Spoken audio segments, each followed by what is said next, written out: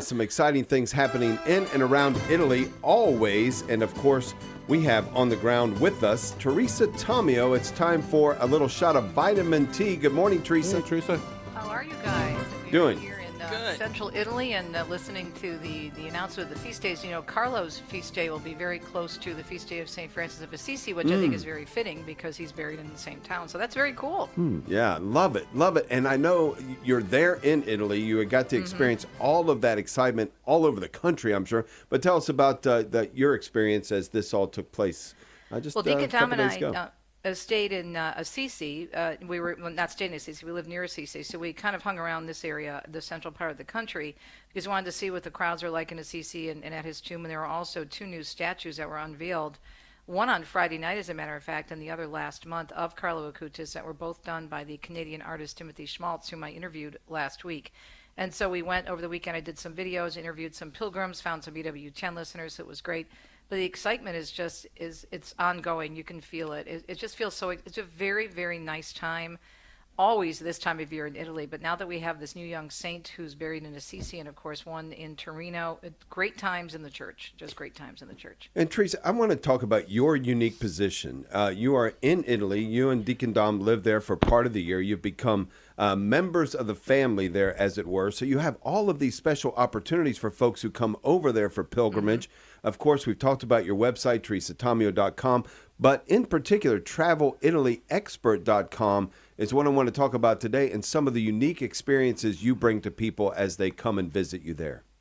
Yeah, thanks for bringing that up, because this is one of the reasons why we decided to move here, because our experience, and we first started traveling, Deacon Dom and I, to Italy, 25 years ago now, they were so profound. They had such an impact on our faith and our relationship. I mean, and also we really grew to love our Italian heritage even more. But we wanted to provide for pilgrims what the people that had gave us pilgrimages did for us. And so that's why we decided to move here, so we could provide for them really unique, very personal experiences. And that's what we try to do. We have two pilgrimages coming up, both sold out, two in October, one for women. Kelly Walquist and I will be hosting another wine pilgrimage, which is an acronym, Women in the New Evangelization. And then we have our La Dolce Fide, the Sweetness of Faith pilgrimage, coming up about 10 days after that. Also sold out, and we have couples from around the country with a waiting list of about 16 people. And we make it very personal. We share our testimony on the bus, and we take them to a number of different places that many people don't get to see because they're not on your typical pilgrimage or tourist map. And then the highlight this year will be, now that we call it Bar Divino, Divine Bar. Our bar opened downstairs, our old garage that we turned into a wine bar, which looks amazing. We'll be hosting groups there for 2 nights for our marriage pilgrimage, which will be based here in Umbria, taking them all around Umbria. We're calling it Celebrating Marriage with the Saints of Umbria, so it's going to be a great time. And it means a lot to us to really personalize these trips, because we know, again, as I started to answer your question, Dave, what the trips did for us early on 25 years ago. So, Teresa, I just want to skip back a little bit to the canonization. Were you present for that?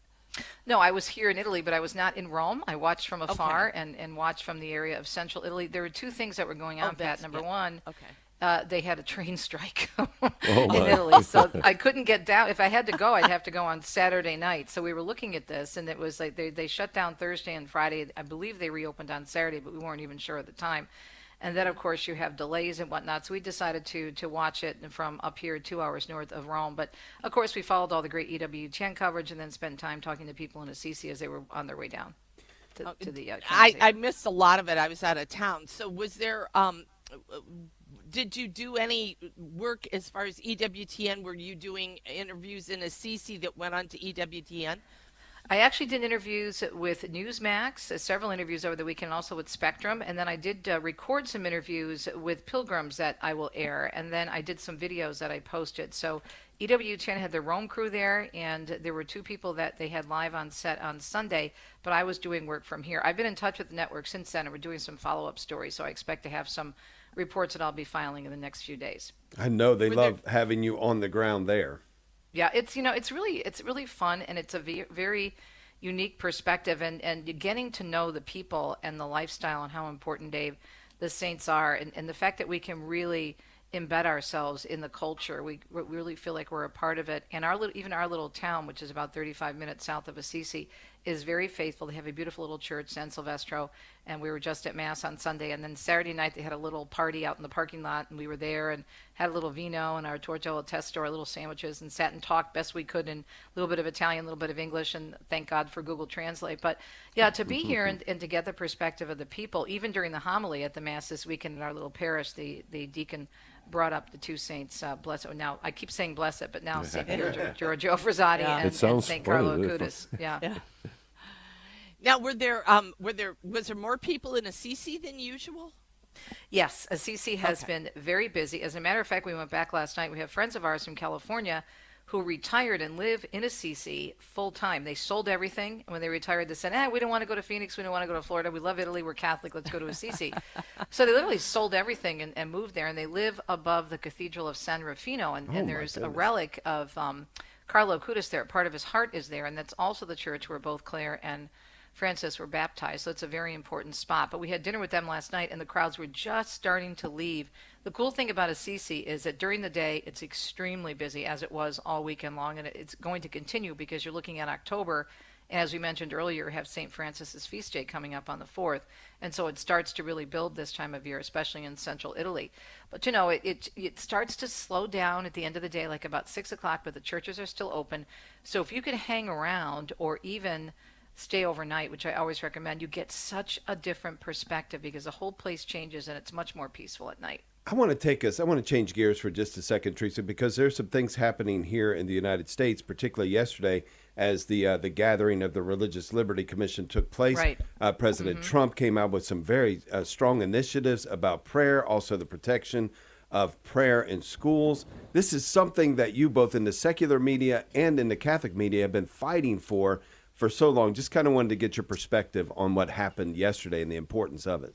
Yeah, I think it's huge. I'll have some news stories on that. We'll be doing more on Catholic Connection in the coming days. And I think it's going to highlight also, and I hope people really think and pray about this, the persecution we were under in the recent administration. And this is a person who identified as a Catholic, who really allowed for so much persecution, especially of Catholics. How many times do we see Catholics arrested for their faith, or Catholics who were beaten, or churches that were attacked, and there wasn't much emphasis put on that.